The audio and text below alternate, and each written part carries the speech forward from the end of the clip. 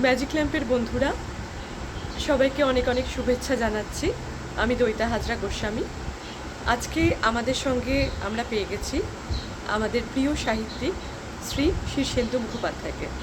নমস্কার। ম্যাজিক ল্যাম্পের পক্ষ থেকে আপনাকে আমরা অনেক শ্রদ্ধা জানাই। আপনার কাছে ম্যাজিক ল্যাম্পের পাঠকদের হয়ে আমি ছোট্ট কিছু প্রশ্ন হয়তো করব এবং আমরা জেনে নেব আপনার লেখার সময়ে আপনার অনুভূতিগুলোর কথা। প্রথমে আপনার কাছে জানতে চাইব যে আপনার সবথেকে বেশি কী লিখতে ভালো লাগে, ছোটদের জন্য না বড়দের জন্য? লিখতে ভালো লাগে কিনা সেরকম আগে প্রশ্ন করা উচিত ছিল। এখন আর লিখতে যে খুব একটা ভালো লাগে তা নয়। তার কারণ হচ্ছে এত লেখা লেখা হয়ে গেছে, এখন একটা ক্লান্তি আছে, মানসিক ক্লান্তি বলা যায়। এখন আবার ভাবনা চিন্তা জগতে আমি থাকি ঠিকই, কিন্তু ওই লিখতে গেলে নানা রকম সংকোচ আসে, বাধকতা আসে। তার একটা কারণ হচ্ছে যে আমার বরাবরই সংকোচে লেখাটা হচ্ছে কিনা, আমি যেরকম চাইছি সেরকম হচ্ছে কিনা, এই দ্বন্দ্বটা নিজের সঙ্গে নিজের। এটা কারোর মুখাপেক্ষি হয়ে আমি তো লিখি না যে আমি অমুকের জন্য লিখছি বা তমুকের জন্য, পাঠকের জন্য লিখছি। পাঠক আমার বিষয় নয়, পাঠকের জন্য আমি লিখিও না, আমি আমার নিজের জন্যই লিখি। আর সেই লিখতে গেলে অনেক সময় এই নানা রকম সংকট আসে। এক জায়গা থেকে আটকে গেলে একটা রাইটার্স ব্লক বলে, এরকম কিছু কিছু হয়। তবে তারপরেও তা সত্ত্বেও লিখতে হয় বলে লিখি আর কি। অনেক সময় বাধাটা টপকাতে পারি ঠিক মতো, অনেক সময় বাধাটা ঠিক মতো টপকাতে পারি না, এইরকম আর কি।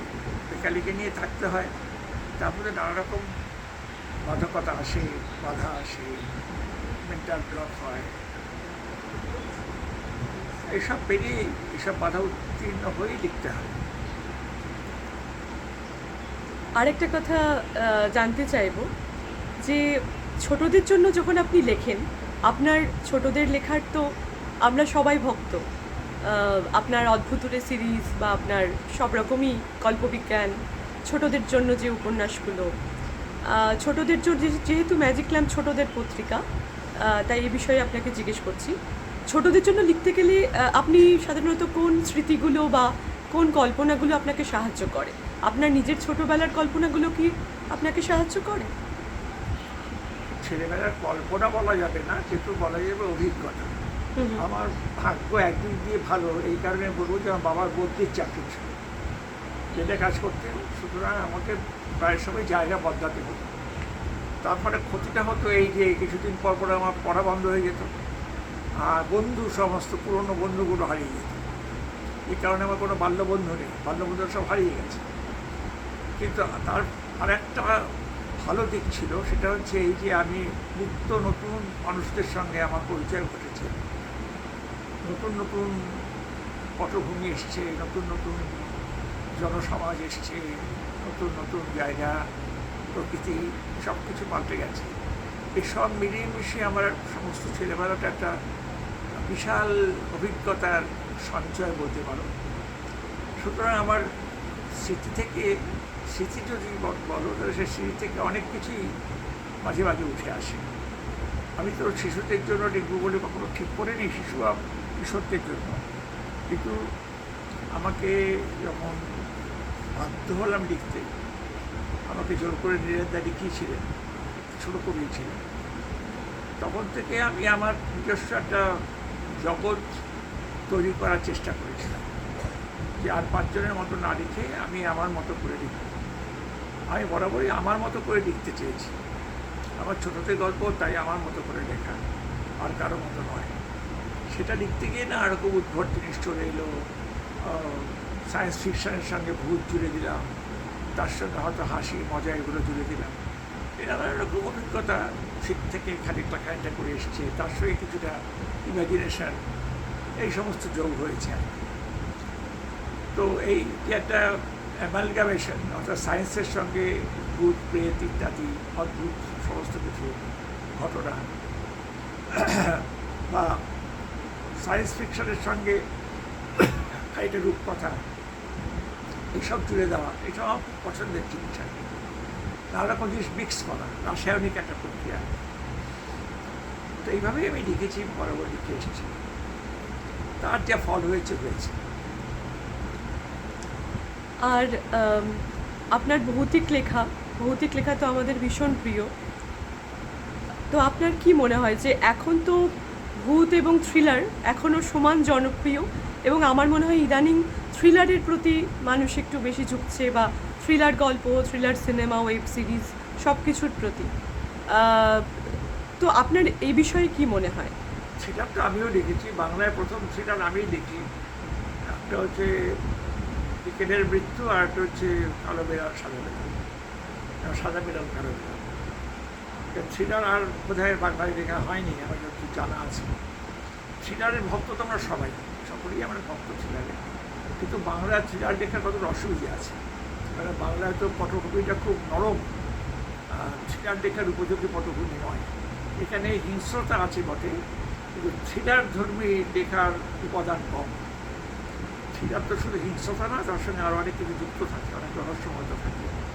আমাদের দেশে তো দিনের দুপুরে খুন খারাপি করে চলে যাচ্ছে, তার কোনো কী হচ্ছে না, আনা হচ্ছে না, বা হচ্ছে, খুনি ধরা পড়ে যাচ্ছে সহজেই, অসুবিধা হচ্ছে না। তো সুতরাং এইসব পটভূমিতে থ্রিলার লেখা মুশকিল। তাই আমাকেও তো বিদেশের পটভূমিতে নিয়ে যেতে হয়েছে। আর যেরকম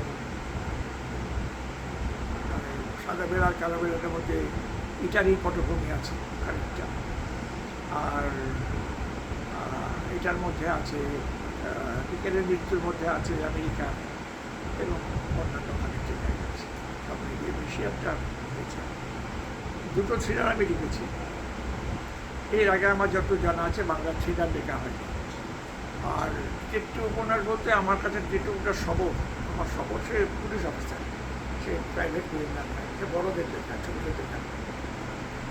আর ছোটদের জন্য গোয়েন্দা কাহিনী লিখেছি বটে, কিন্তু সে ঠিক গোয়েন্দা কাহিনী বলা যাবে না। সেটা হচ্ছে ওই বড়দাচরণ গোয়েন্দা, হাসি হাসি, সে গোয়েন্দা সিরিয়াস গোয়েন্দা নয়, এটা হাসি হাসি মেশানো গোয়েন্দা, মজার গোয়েন্দা। এই আর এখনকার যে ভূতের গল্প তো এখনও সমান জনপ্রিয়। তো এই যে মজার ভূতের গল্প বা ভয়ঙ্কর ভূতের গল্প, আপনার কি মনে হয় যে এখনকার ছোটরা কি ভয়ঙ্কর ভূতের গল্প বেশি পছন্দ করছে, না মজার ভূত দিলেও তারা লিখলেও তারা সমান ইন্টারেস্টেড হবে? সেটা বলা মুশকিল। বাচ্চারা অনেক কিছু পছন্দ করে যদি সুলিখিত হয়, তার মনের মতো লেখা হলে সে সবটাই পছন্দ করবে। কিন্তু আমি যখন ভূতের লেখা লিখতে শুরু করি, তখন আমি ভূতকে সেই ভূত হিসেবে, ভয়ের উপাদান হিসেবে ব্যবহার করিনি। আমি তাকে হাসির উপাদান হিসেবে ব্যবহার করেছি, বন্ধু ভূত তৈরি করেছি। কারণ আমি দেখলাম যে বাচ্চাদের ভয় পাইয়ে তো কোনো লাভ নেই, আর অকারণে ভয় কেন পাওয়া। এই কারণে আমার ভূতের গল্প পড়ে অনেক বাচ্চার ভূতের ভয় চলে গেছে। তারা বলেছে ভূত যদি এরকম হয় তাহলে আমাদের অসুবিধে নেই, আমরা ভূত করে ভালোই বাঁচতে পারি। তো এই হচ্ছে ব্যাপার। কাজে ভূত আমার মজার ভূত, এবং সে অনেক কিছু করতে পারে, অনেকটা এই হয়তো স্পাইডারম্যানের মতো বা সুপারম্যানের মতো। কাজে ভূতকে আমি ওইভাবে ব্যবহার করেছি, মজার চরিত্র। আচ্ছা আচ্ছা। আর ম্যাজিক ল্যাম্পের এবার নেক্সট সংখ্যা হচ্ছে, আমরা প্রত্যেকবার একটা করে বিশেষ সংখ্যা করি, কখনো ভৌতিক, কখনো অলৌকিক। তো এইবারই আমাদের বিশেষ সংখ্যা হচ্ছে গুপ্তধন সংখ্যা, গুপ্তধন স্পেশাল সংখ্যা। অর্থাৎ গুপ্তধনের খোঁজে কেউ একজন যাবে, এবং তারপর কি কি অভিযান, তার অভিযানের সম্মুখীন হবে, কিভাবে সে খুঁজে বার করবে। এই ধরনের গল্প, এই ধরনের সিনেমা, মানে আপনার কি মনে হয় খুব ক্লিশে হয়ে গেছে, না এখনও এখানে লেখার অবকাশ আছে? গুপ্তধন ব্যাপারটা একটু ক্লিশে হয়েছে, কেননা আমরা সেই ট্রেজার আইল্যান্ড থেকে শুরু করে যত বিদেশি বই পড়েছি সব গুপ্তধন পেয়ে বড়লোক হয়ে গেছে। হ্যাঁ হ্যাঁ হ্যাঁ হ্যাঁ, গুপ্তধন পেয়ে বড়লোক হওয়াটা তো ঠিক মানে কাজের জিনিস নয়। ঠিকই। এতে মানুষ যদি গুপ্তধনের নেশায় হয়ে যায়, মানে পাগল হয়ে যায়, তাহলে তো খুব কঠিন হয়ে যাবে জীবন তার কাছে। গুপ্তধন পাওয়া না পাওয়া সবচেয়ে বড় কথা, মানুষের ভেতরে যে গুপ্তধন আছে, এটাই মানুষের ভেতরে যে গুণপনাগুলো আছে, সেটাকেই খুঁজে বের সেই করা। গুণগুলোর যদি ঠিকমতো অনুশীলন করা হয়, সেটাকেই আমি গুপ্তধন বলে মনে করি। অর্থাৎ গুপ্তধন, বাইরের গুপ্তধন খুঁজতে গিয়ে সে তার অন্তর্দর্শন হলো এবং সে জানলো যে আসল সম্পদ কোথায় আছে। কোথায় আছে। হ্যাঁ, তাহলে আমরা ম্যাজিক ল্যাম্পে ছোটদের জন্য এই বার্তাটাই রাখতে চাই আমাদের প্রিয় সাহিত্যিক শীর্ষেন্দু মুখোপাধ্যায়ের কাছ থেকে, যে গুপ্তধন খোঁজা মানে শুধুমাত্র বাইরের ধন সম্পত্তির খোঁজে বেড়ানো নয়, নিজের অন্তরের সম্পদটুকু খুঁজে বার করো এবং সবার মাঝখানে, সেটাতেই কাজে লাগে। হ্যাঁ, এবং সবার মাঝখানে সেটা ছড়িয়ে দাও। এই হচ্ছে তার বার্তা। আচ্ছা শীর্ষেন্দুবাবু, আপনাকে অনেক ধন্যবাদ। আমরা শেষ করব একটা ছোট্ট প্রশ্ন দিয়ে। সেটা হচ্ছে যে এখন যারা লেখালেখি করছেন ছোটদের জন্য, তাদের জন্য আপনার বার্তা কী হবে? আপনি তাদেরকে কিছু যদি উপদেশ দিতে চান বা একটা কথা, খুন খারাপি হিংস্রতা এগুলো না দেখানোই ভালো। কেননা যত ওই ডিজায়ারের জিনিসগুলোকে আনবো আমরা দেখাতে, তত বাচ্চাদের মনটাও শঙ্কিত হবে, সংকুচিত হবে, ভয় পাবে এবং ভয় পেয়ে মনটা গুটিয়ে যাবে। মনটা যদি প্রসারিত হয় এমন কিছু দেখা দরকার। কেননা বাংলাদেশের মনটা তো একেবারে কাদামাটির মতো, কাজে সেখানে যে শেপ দেবো সেই শেপই নেবে, তাই বিশ্বাস করবে। তো এমন কথা বলতে নেই যেটা বিশ্বাস করলে তার ক্ষতি হবে। ঠিক। সুতরাং এমন কথাই বলা ভালো যেটা বিশ্বাস করলে তার লাভ হবে, তার মন প্রসারিত হবে এবং সে উদ্বুদ্ধ হবে। এরকম ধরো কিছু লেখার চেষ্টা করে আমার মনে হয় ভালো। অর্থাৎ মজা দেওয়া ভালো, কিন্তু ভয় পাওয়ানো ভালো না। ঠিক, অর্থাৎ যত সংঘর্ষই থাক না কেন, যা আর কিছুই হোক না কেন, হিংস্রতাটাকে বর্জন করা খুব দরকার।